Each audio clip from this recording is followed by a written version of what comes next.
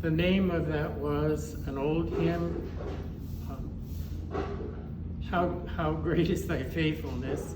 And I wanted to play it because Mildred and Janet Schmidt donated this piano, and they were good friends of ours when they were in the choir in the Methodist Church. And Mildred was always, and Janet, looking for something better musically. And this piano is a wonderful instrument. So the next sections are going to have to deal with bells and churches, sort of.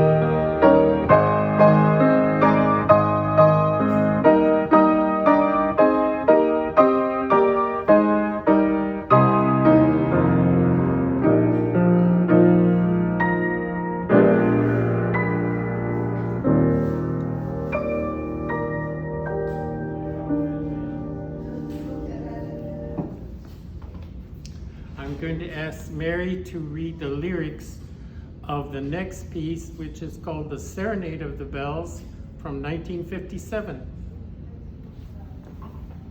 People think that miracles can't happen, but it seems to me they often do.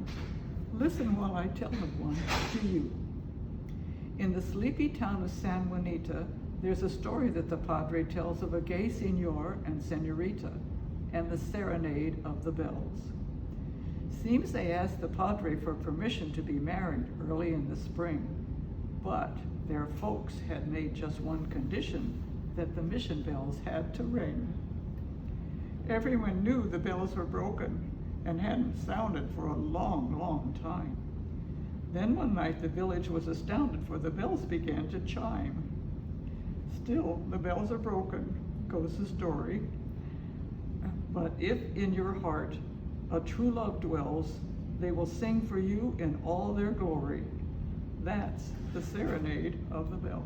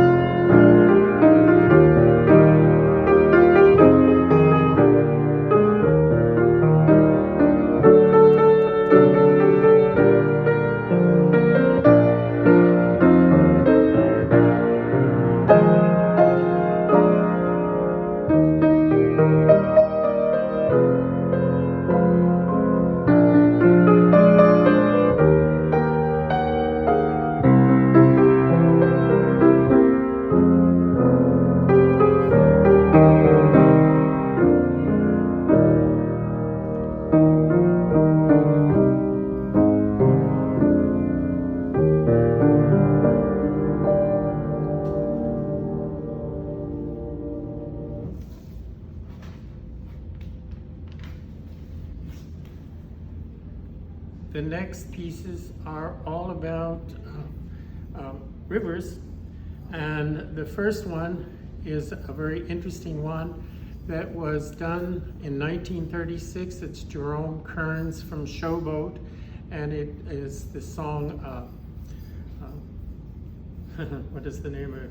The River, Down by the River. And Paul Robeson sang it in the original versions, but then there's William Warfield, and one version, if you go online, you'll just love what Judy Garland does with it. It's just really marvelous. So I hope this turns out.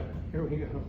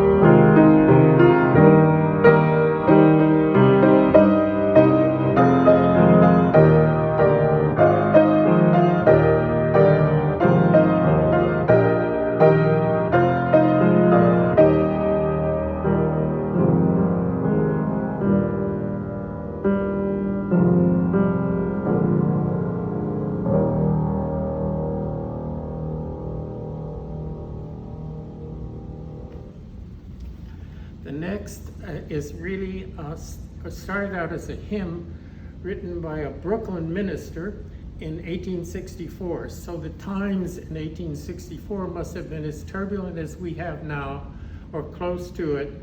And he wrote this song, Shall We Gather at the River? And instead of all of dire predictions, it was a hymn that talks about the rivers that run flowingly towards God, and it's a very positive thing. And it is Copeland, who liked American early folk tunes, took it and said a piece called At the River, which is based on this hymn. I'll end up probably doing it a gospel style because that's more natural for me, but we'll try.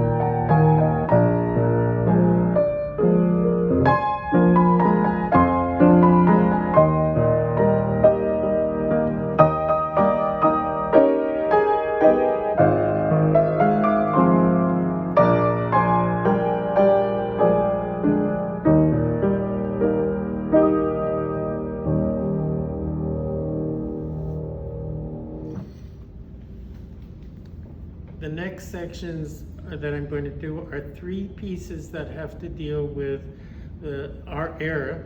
The first one is the Battle Hymn of the Republic, which was written by Julia Ward Howe, did the lyrics, but she actually adapted John Brown's Body Lies a Smoldering in the Grave, which is the first part, and then a gospel hymn for the end. It became almost a marching song for the Union armies, but also for Martin Luther King. Some of the last words he spoke that people heard from him personally before his assassination was, "Mine eyes have seen the glory of the coming of the Lord."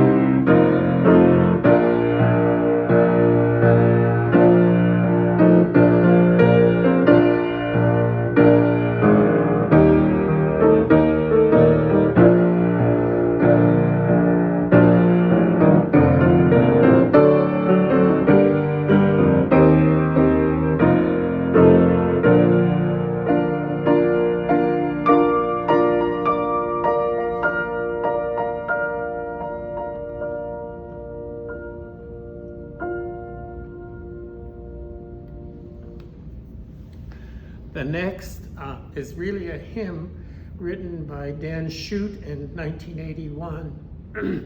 And he's a very well-known Catholic hymn writer. And the hymn has moved from just the Catholic tradition all through the US in many, many hymnals. And it's really a hymn, I Am Here, Lord. And it starts out with, I, the Lord of sea and sky, have heard my people cry. And whom shall I send? And the answer is, I am here, Lord. So.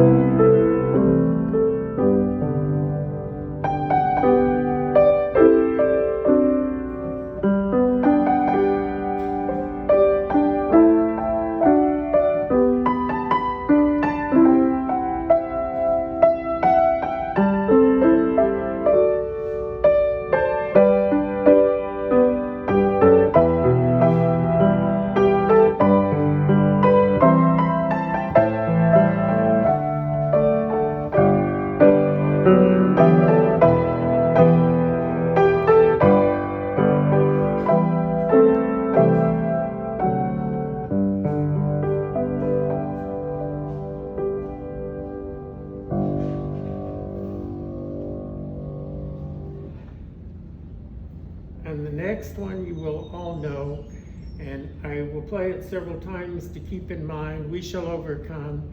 We'll hold hands together, and the words for it are part of the civil rights movement, that it became famous really in the 80s with people like Joan Baez and Pete Seeger singing them, and it became a really important song. And we'll hold hands together, and we hope for peace, and we hope for freedom. And it's a very powerful piece when a whole group of people are singing it.